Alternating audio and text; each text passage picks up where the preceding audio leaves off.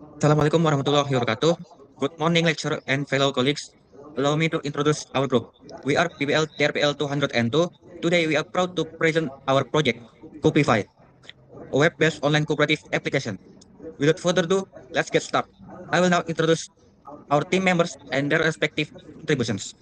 First, allow me to introduce myself. I am Firgawan Aziz Listianto, serving the team leader, and my contributions is TVT diagram creation, UI UX design, and full stack development. Next is Winda. She was responsible for use case creation, UI UX design, and full stack development.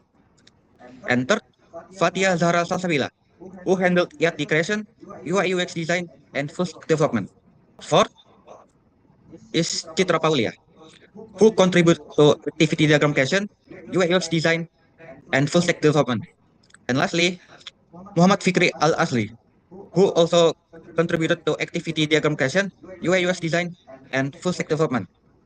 Together, the five of us collaborated across both design and development to bring this project to life. Now, let's move on to the main presentation. I'll hand it over to Winda. Okay, I would like to continue the presentation by explaining the overview of our system. Our project is called the Online Cooperative Web Application, designed to improve campus cooperative services during busy hours. The main problem is long queues during purchasing transaction. To solve this, we develop a web-based system that allows users to place orders online before coming to the cooperative. As shown in the architecture's diagram, the system has two main actors, users and admin. Users are students, lecturers, and staff, while the admin is the cooperative cashiers. Users can order products, make QRIS payments, and check order status. The admin manages products, verifies transactions, and monitors sales reports. All activities are processed through the web application, server, and database. In this slide, I will explain 20 functional requirements and their implementation status. For authentication, admin and user can log in, log out, and manage password. Login and manage password features are still in the front-end stage, while logout is done. For admin, the dashboard is complete. Admin can also manage the category product, and handle orders from users, but these features are still in progress. For users, most features like browsing products, searching cart, and pick up time are already done. User can also view their dashboard, which show basic information and access to features, and manage their profile picture, but it's still in the front-end stage. Ordering, payment, and notification features are still under development. Next, on this slide, I will explain the non-functional requirement of the system. For usability and ergonomic, the application is designed to be easy to understand and user-friendly. For availability, the system can operate continuously for 24 hours except during maintenance. For performance, the application is designed to respond quickly with minimal loading time. For security, the system ensures user data protection through back-end validation. Lastly, for language, the application uses Indonesian with optional English support. Alright, here I will explain the use case diagram of an online commerce system. This diagram shows how user and admin interact with the system. First, we have two main actors in the system. We have user and admin.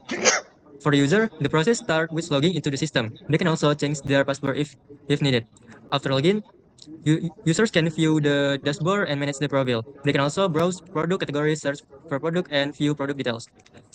Once they find a product, user can make a purchase and select a pickup time. They can also check their purchase history and receive pickup reminds. Next, user can make cashless payments and checks their payment status. Finally, user can log out from the system. Next slide, I will explain our ER diagram cooperation system. Starting with the user entity, the attribute include user ID, name, email, phone number, password, role, and profile photo. Their attributes store all necessary information about its user in the system. Next is the card entity. The attribute include card ID, user ID, and total item in the card. This entity keeps track of product selection by the user. For the order entity, the attributes include order ID, order code, order order date, pickup time, total price, and order status. The attribute describe the overall information as other. In the order detail entity, the attribute include the detail ID, order ID, product ID, quantity, price, discount, and subtotal. Their attribute provide detailed information about its product inside an order. For the product entity, the attribute include product ID, product name, price, stock, and expire date. There's attribute define the basic information of its product. In the category entity, the attribute include category ID and category name. These attributes are used to class product. For discount entity, the attribute include discount ID, product ID, discount first tag, and discount price. Their attributes store information about price reduction applied to product.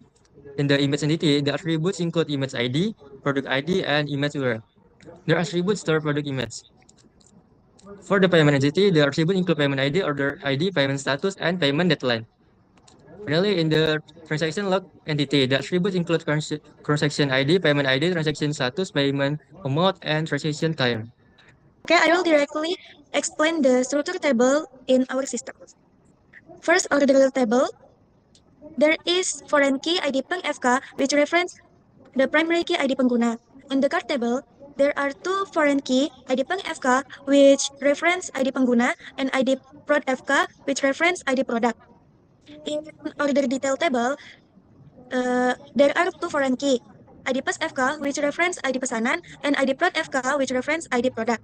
In payment table, there is ID pas FK, which reference ID pesanan, and in the transaction log table, there is ID pem FK, which reference ID pembayaran.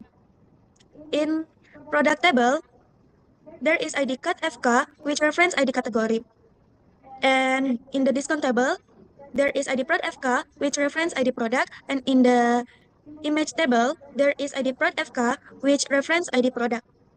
Next, and this is our documentation when we're having discussions. Okay, that's all. We apologize if there are any mistakes. Thank you for your attention. Wassalamualaikum warahmatullahi wabarakatuh.